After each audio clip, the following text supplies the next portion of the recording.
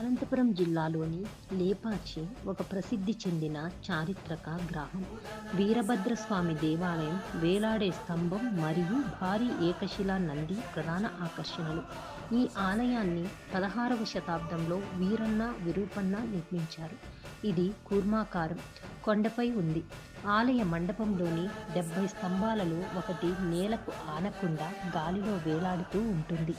ఇది ఒక పెద్ద మిస్టరీ. ఒకే రాతితో చెక్కబడిన అతిపెద్ద నంది విగ్రహం. ఇది ఇండియాలోని అతిపెద్ద వాటిలో ఒకటి.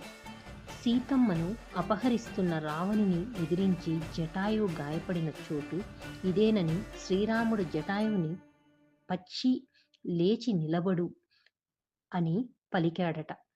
అది లేపాక్షిగా పేరుగాంచింది. ఈ గ్రామానికి ఆ పేరు వచ్చిందని ప్రతీతి. అద్భుతమైన చిత్రాలు, నాట్య మండపం మరియు గణేశుడు, శివలింగం, నాగలింగం వంటి అనేక విగ్రహాలు ఇక్కడ చూడవచ్చు. విజయనగర రాజుల కాలం నాటి కళాఖండం. Exclusive on Zee news.